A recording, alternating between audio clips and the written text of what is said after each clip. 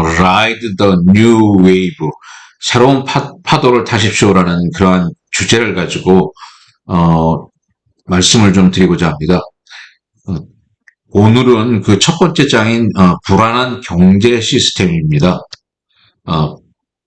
전체 Ride the New Wave는 전체 5개의 챕터와 결론으로 이루어져 있는데요.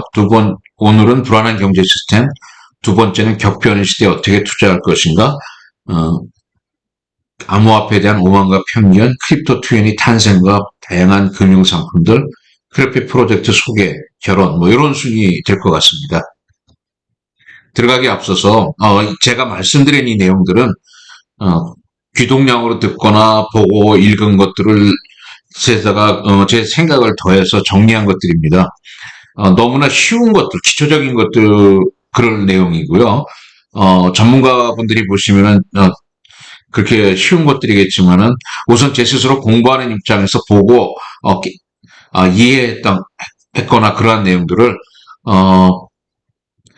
저와 비슷한 분들, 자산 투자나 경제에 기본적인 소양이 없으신 분들을 위해서 한번 나눴으면 좋겠다 그래가지고 만들게 됐습니다. 내용 중에는 제가 잘못 전달하는 것이 있거나 오류가 있을 수 있습니다. 그걸 감안해서 틀릴 수 있다는 것을 이해하시고 감안해서 자신만의 시각으로 좀 들어주시면 좋겠고요. 혹시 제 잘못된 점을 가르쳐 주시면은 기쁜 마음으로 감사하게 배우도록 하겠습니다. 그리고 내용 중에 혹시 투자에 대한 관련 언급이 있다 그러면 그거는 이제 제가 갖고 있는 적은 식견에서 나온 그 하나의 의견이라고 생각해 주시면 감사하겠습니다. 모든 투자 의사결정은 다 본인의 판단에 의해서 책임을 지고 해야 됩니다. 이 점만은 잊지 말아 주셨으면 좋겠습니다. 그러면 진행하도록 하겠습니다. 말씀드릴 목차는 달러 인덱스의 변화서부터 우리나라의 상황까지 언급을 해드리도록 하겠습니다. 먼저 달러 인덱스의 변화입니다.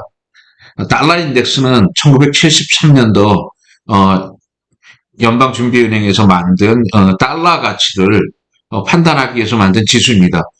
이 달러 인덱스가 커지면은 달러가 그만큼 다른 화폐에 대해서 강하다는 거, 세다는 것을 얘기하고요. 이 달러 인덱스가 떨어지면은 약해졌다, 이렇게 볼 수 있는 겁니다. 이 달러 인덱스를 만들 때는 유로화라든가, 그 다음에 엔화, 파운드화, 캐나디안 달러, 스웨덴의 코로나, 스위스의 프랑, 이런 화폐들이 결합이 돼가지고 탄생하게 됐습니다. 잠시 그 역사적인 흐름을 살펴보면요. 1971년에 브레튼-우즈 협약이 파기가 됩니다. 브레튼-우즈 협약은 1944년 그 브레튼-우즈의 연합국 2차 세계대전을 마무리하는 단계에서 44개의 연합국들이 모여서 국제 금융에 대한 회의를 한 것입니다. 그때 협약을 하면서 이제 만든 기준이 달러를 기축통화로 하고 근본이제로 한다. 그리고 그 외환 간의 그 환율은 고정 환율을 사용한다. 이런 것들이었습니다. 근데 이대로 유지하다 보니까는 미국이 이제 견디기가 힘들어집니다. 인플레라든가 이렇게 물건을 만들어도 비싸지면은 팔리지 못하고 재고만 늘어난다든가 여러 가지 문제 때문에 미국은 1971년도에 이 브레튼-우즈 협약을 파기를 해버리고 이제 근본이제를 안 한다. 즉 금이 없어도 돈을 마음대로 찍어낼 수 있다. 그런 얘기겠죠. 그리고 유동 환율제, 환율을 유동화시키겠다. 그렇게 선언을 합니다. 그 이후에 1982년서부터 89년 사이에 그 중남미의 금융위기를 겪고 1987년에 블랙 먼데이라는 그 미국 뉴욕 증시가 이렇게 폭락하는 주가 대폭락 사건을 맞이합니다. 그리고 그 이후에 1997년서부터 아시아 금융위기가 도래되는데 우리나라는 IMF 그 구제금융을 받고 이때서부터 어려운 시기를 겪게 됩니다. 그리고 2001년도 지나면서 닷컴 버블이요. 그 닷컴 버블이 붕괴되는 그러한 현상이 발생하면서 나스닥 지수가 무려 78%나 하락하는 일이 벌어집니다.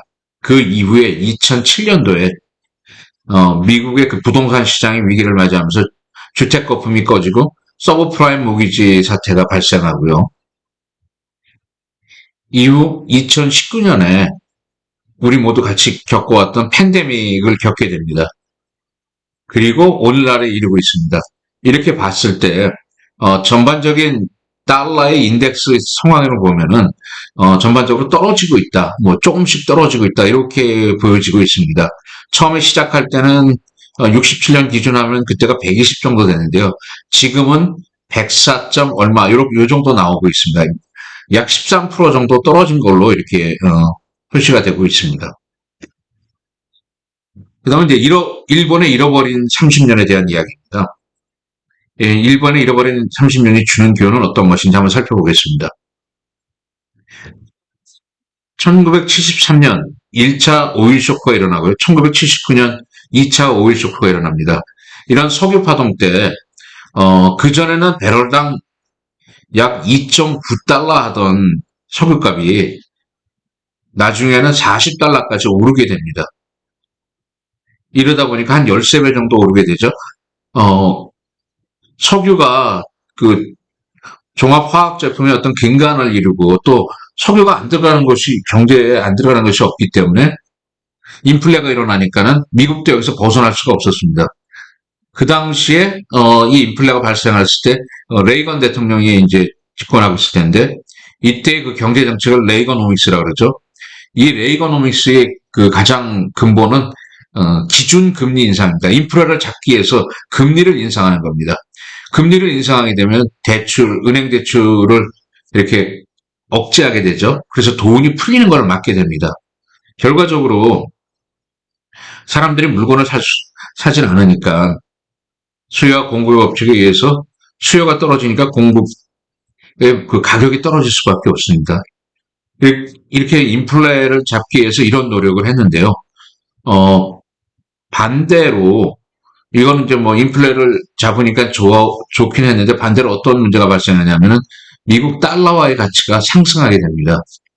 달러화의 가치가 상승하게 되니까는 미국 제품 수출이 저하되고 문제가 생깁니다. 그러면 미국 내 내수 시장은 어떠냐? 내수 시장에 이미 일본 제품들이 도요타나 소니 같은 일본 제품들이 굉장히 그 저가면서도 품질이 좋은 제품들이 이제 많이 팔리고 있었습니다.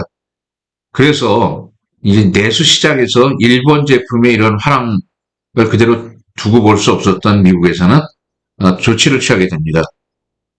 그게 1985년도에 이루어진 프라자 합의입니다. 뉴욕의 프라자 호텔에 영국, 독일, 프랑스, 일본, 미국 경제 강요들이 모여가지고 합의를 하는데 미국의 달러 가치를 낮추고 엔화의 가치를 높인다라는 것을 합의합니다. 자, 뭐 말은 합의인데 뭐 미국의 일방적인 어떤 그 요구가 있었겠죠. 예. 그래서 그 당시에 달러당 240엔 하는 일본 엔화가 3년 후에는 120엔까지 2배나 올라가게 됩니다. 가치가요. 결국은 이렇게 가치가 올라가니까 수입 가격이 올라갈 수밖에 없고 미국 내수 시장에서는 일본 제품의 판매가 부진하게 됩니다. 바라는 대로 이런 목표를 이뤘겠죠. 자, 이건 이제 미국의 상황이었고요. 일본은 그러면 어떤 상황이 이어지는지 한번 보겠습니다. 자, 엔화가 올라가니까 수출이 잘 안 되죠. 그러면 일본 내수 시장을 진작을 시켜야 되는데 일본 안에서도 일본 제품이 판매가 부진합니다. 일본 정부에서는 고민을 하다가 이제 정책을 결정하는데요. 기준금리 인하 정책을 결정해야 됩니다. 즉 금리를 낮추자는 정책을 이제 이걸 밀고 나가게 되는데요. 왜 기준금리를 낮추냐 하면은 기준금리를 낮추면은 은행에서 대출이 쉬워집니다. 즉 돈이 많이 풀리게 됩니다. 돈이 많이 풀리게 된다는 얘기는 소비를 많이 하는 거고 그러면 내수 시장이 활성화될 거다.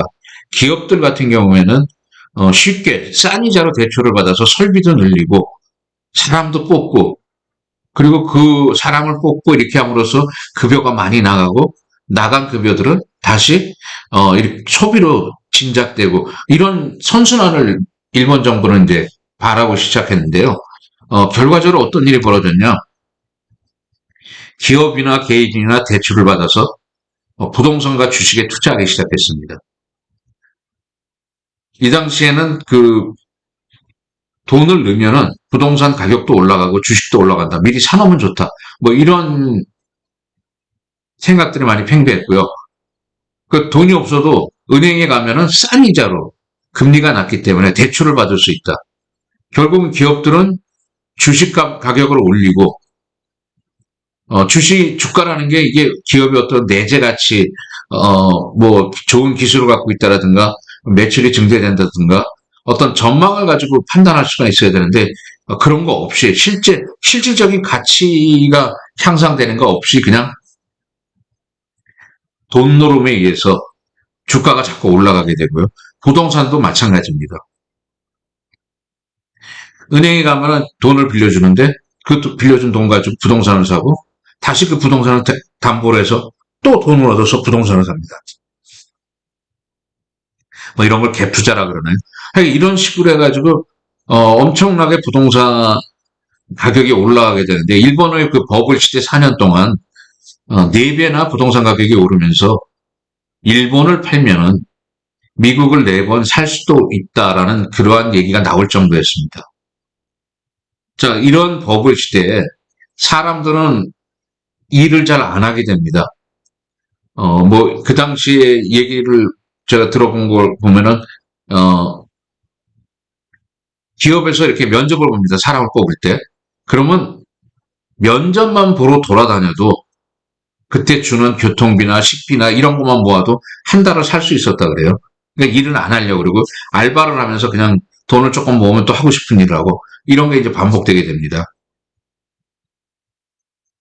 그리고 기업에서 어떤 은행의 대출을 아까 쉽게 해준다 그랬는데 기업의 가치를 보고 해주는 게 아니라 담보로 가져오는 부동산을 보고 해주기 때문에 부동산만 있으면 대출이 쉽게 나갔습니다.